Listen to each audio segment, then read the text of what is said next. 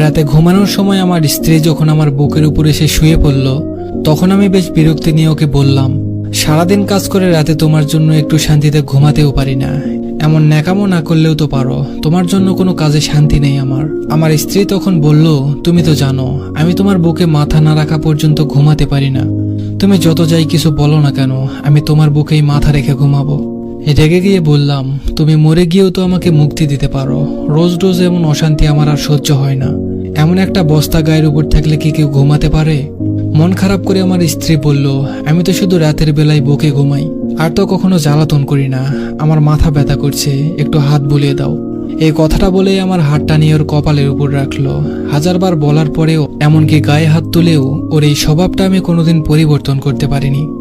আপনারা নিশ্চয় ভাবছেন, আমার স্ত্রী আমার বুকের উপর ঘুমালে আমি কেন এত বিরক্ত হই। আসলে ওকে আমার এখন ভালো লাগে না।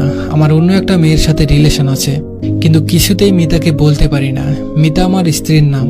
এমন বেহায়া মেয়ে আমি খুব কম দেখেছি। ওর জন্য রাতে কণিকার সাথে তেমন কথা বলতে পারি না। ঘুমাতে এলে আমাকে ধরে রাখে। গায়ের সাথে মনে হয় খুব গরম কিছু লেগে আছে। মিতার কপালে হাত রেখে বুঝতে পারলাম ওর গা অস্বাভাবিকভাবে গরম, হয়তো জ্বর এসেছে। শীতের রাতে গরম কিছু কার না ভালো লাগে। আমি হাতটা ওর কপালের সাথে চেপে ধরে রাখলাম। ওর কিছু কষ্ট কমবে এই জন্য নয়, বরং এত সময় কম্বলের বাইরে রাখা হাতটা নিমেষেই গরম হবে সেই আশায়। সকাল 8টায় ঘুম ভেঙে দেখলাম মিতা আমার বুকের উপর ঘুমিয়ে আছে। গায়ে হাত দিয়ে বুঝলাম গা রাত থেকেই অনেক বেশি গরম হয়ে আছে। কয়েকবার ডাক দিলাম, কিন্তু কোনো সাড়া দিল না। ওকে বুকের উপর থেকে সরাতে গিয়ে খেয়াল করলাম আমাকে বেশ শক্ত করেই ধরে আছে। তবুও ফ্রেশ হতে চলে গেলাম, কিন্তু মিতার অবস্থা ক্রমশই খারাপ হচ্ছে। তাই ওকে নিয়ে হাসপাতালে গেলাম। ডাক্তার বলল ওর অবস্থা এখন বেশিই খারাপ, এখনই আইসিইউতে ভর্তি করতে হবে। কিন্তু আমি ওর জন্য এত টাকা নষ্ট করতে পারবো না, তাই সাধারণ মহিলা ওয়ার্ডে ভর্তি করে দিয়ে চলে আসলাম। অফিসে এসে কণিকার সাথে গল্প জুড়ে দিলাম। মেয়েটা আমাকে ছাড়া কিছুই বুঝতে চায় না। কণিকা আমার অফিসের কলিগ। ওর হাসি মাখা মুখটা যে কোনো পুরুষকেই নিজের কাছে টানতে বাধ্য করবে। তাই আমিও ওর কাছে চলে এসেছি। সারাদিন বেশ ভালোই কাটলো। সন্ধ্যাবেলা বাড়ি এসে ফ্রেশ হয়ে খাবার টেবিলে গেলাম। না, আজ আর এই টেবিলে আমার পছন্দের কিছু রান্না করা নেই। মিতা রোজ সন্ধ্যা হলে আমার পছন্দের হালকা খাবার বানিয়ে দিত, তারপর নিজের হাতে খাইয়ে দিত। কণিকার সাথে রিলেশনে যাওয়ার পর একদিন বলেছিলাম, তোমার আমাকে খাইয়ে দিতে হবে না, নাকি বিষ মিশিয়ে এভাবে খাওয়াতে আসো আমাকে। এরপর থেকে আর কখনো খাইয়ে দিতে দেখিনি। রান্না করে টেবিলে গুছিয়ে রাখতো। আজ মিতা নেই, তাই কেউ কিছু বানিয়ে রাখেনি। খাটে গিয়ে শুয়ে কণিকার সাথে কথা বলতে লাগলাম, কিন্তু এখন ওর সাথে কথা বলতে ভালো লাগছে না। সারাদিন মিতার কোনো খোঁজ নেওয়া হয়নি। আচ্ছা, ওর কি জ্ঞান ফিরেছে নাকি ও আর নেই? না না, আমি এসব ভাবছি কেন? আর ও মারা গেলেই তো আমার আর কণিকার জন্য ভালো হয়, কিন্তু মনকে কিছুতেই শান্ত করতে পারছিলাম না। সাথে পেটও বুঝিয়ে দিচ্ছে তার খাবার চাই, কিন্তু এখন বাইরে যেতে ইচ্ছে করছে না। আর মনে বলে উঠলাম, মিতা, আজকে রাতে না খাইয়ে রাখবে নাকি? তুমি আসলেই কোনো কাজের না। দুপুরে টিফিনটাও দাওনি আজ। হঠাৎই খেয়াল আসলো মিতা তো হাসপাতালে ভর্তি। মেয়েটার আর কোনো খোঁজ কেন নিলাম না? সকালে একবার যেতে হবে হাসপাতালে, দেখে কেমন আছে। এখন ঘুমিয়ে পড়ি, কিন্তু শুয়ে কোনো শান্তি পাচ্ছি না, কিছুতেই ঘুম আসছে না। আজ মিতা নেই বলে কি এমন হচ্ছে? হয়তো বুকের উপর কেউ না থাকলে ঘুম আসে না। অভ্যাসটা খারাপ হয়ে গেছে। রাত যত বাড়ছে মিতার কথা তত বেশি মনে পড়ছে, সাথে ক্ষুধাটাও বেড়ে চলেছে। কিছু সময় এপাশ ওপাশ করলাম, কিন্তু ঘুমাতে পারলাম না। উঠে গিয়ে ফ্রিজ খুলে খাবার আছে কিনা দেখতে গেলাম। গিয়ে দেখলাম 2টা চিংড়ি মাছ আর কাল রাতের তরকারি রাখা, সাথে ভাতও আছে। খাবারগুলো নিয়ে টেবিলে খেতে বসলাম। হঠাৎ মনে পড়ল মিতা কাল রাতে খায়নি। আমি ওকে 4টা মাছ রান্না করতে দেখেছিলাম, ভালোই হয়েছে, এখন আমি খেতে পারবো। কিন্তু গলা দিয়ে নামছে না।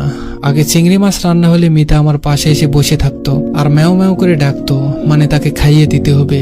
চিংড়ি মাছ ওর সব থেকে পছন্দের খাবার ছিল। খাবারগুলো রেখে ঘরে চলে এলাম। হঠাৎ মনে হলো কেউ আমার বুকের উপরে এসে শুয়ে পড়েছে, কিন্তু না, কেউ নেই।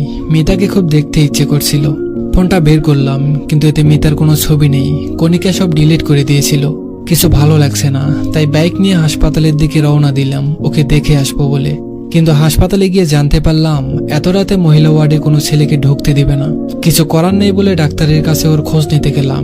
ডাক্তারকে বললাম সকালে যে মেয়েটাকে ভর্তি করানো হয়েছিল তার কি অবস্থা।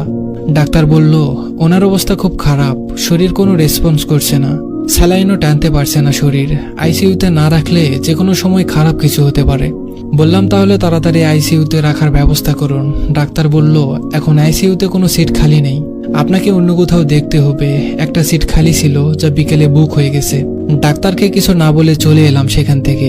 শহরে আর কোনো ভালো হাসপাতাল নেই, বাইরে নিতে গেলে এখন অনেক সময় লাগবে আর অনেক টাকা খরচ হবে। বাড়ি ফিরে এলাম, কিন্তু বাড়ি ফিরলে মিতাকে বেশি মনে পড়তে থাকলো। কণিকার জন্মদিনে আমার কাছে টাকা ছিল না, অনেক চিন্তায় ছিলাম। তখন মিতা ওর গলার চেন আর নগদ 10,000 টাকা দিয়ে বলেছিল, আমার কাছে এত টাকা নেই, তোমার তো 20,000 টাকার দরকার, এতে হয়তো হয়ে যাবে, তুমি চিন্তা করো না। ওর দিকে এক পলক তাকিয়েছিলাম, ও মুচকি হেসে বলেছিল, তুমি চিন্তায় থাকলে আমার কষ্ট হয় অনেক, আমার এগুলো লাগবে না, তুমি নিয়ে নাও। চেনটা ওর মায়ের দেওয়া বলে ওটা আর বিক্রি করিনি, কণিকাকে দিয়ে দিয়েছিলাম। চোখের কোণে মনে হলো পানি জমা হচ্ছে।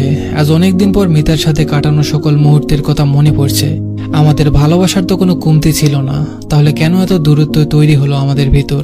মিতা আমাকে নিজের সবটা দিয়ে আগলে রেখেছিল, তাহলে আমি কেন মিতাকে কষ্ট দিলাম?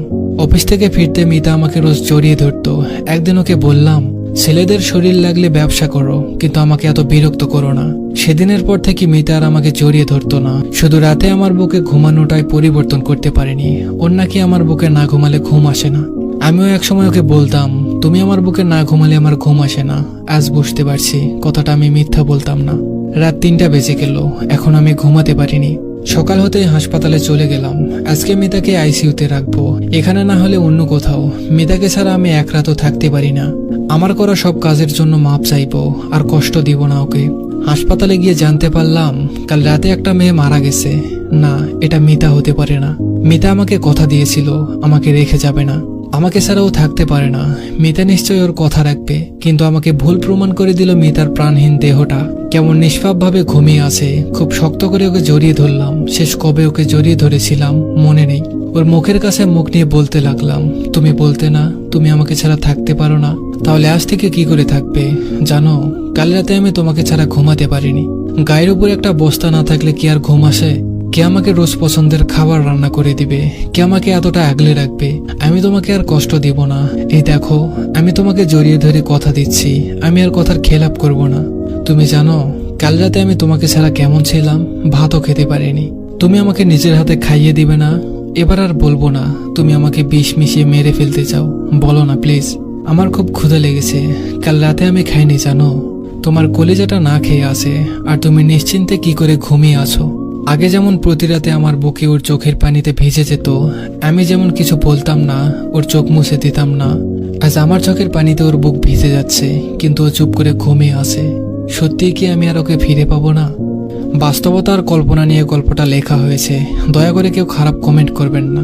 যদি গল্পটা ভালো লাগে চ্যানেলটা সাবস্ক্রাইব আর পেজটা ফলো করে দিবেন। ধন্যবাদ সবাইকে।